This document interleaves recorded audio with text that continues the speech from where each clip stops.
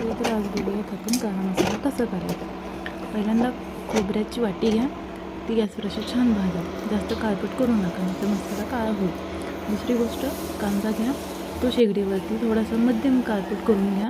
नंतर जो आपण भाजलेलं खोबरे ते बारीक करा आणि एका वाटीत थोडेसे पांढरे ते घ्या. मी आधीच भाजून घेतलेले आहे ते.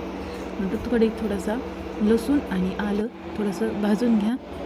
नंतर हिरव्या मिरच्या घ्यायच्या, तो शिजल्यावरती किंवा गॅसवरच्या छान भाजायच्या.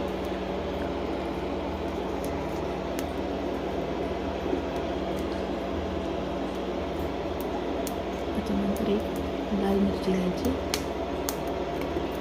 तुम्ही बेडगी मिरची पण घेऊ शकता.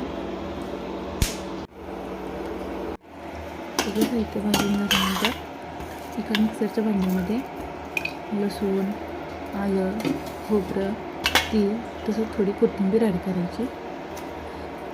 आपण घेतलेली बेडगी मिरची पण ॲड करायची. राहिलेलं सगळं साहित्य, तीळ असतील, आलं असेल ते पण ॲड करून घ्यायचं. त्याच्यानंतर मिक्सरला एक फाईन पेस्ट त्याची तयार करून घ्यायची. एक पावडर तयार करून घेतल्यानंतर हे वाटून घेऊन फ्रीजमध्ये ठेवून कोणत्याही भाजीला वापरू शकता.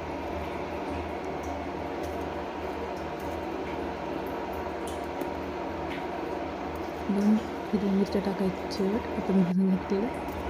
नंतर आणि ते झाल्यानंतर कढईत तेल घ्यायचं आणि पूर्ण झाल्यानंतर काळा मसाला टाकायचा. काळा मसाला तुम्ही कोणत्याही भाजीला टाकू शकता. कांदा, बटाटा, वांग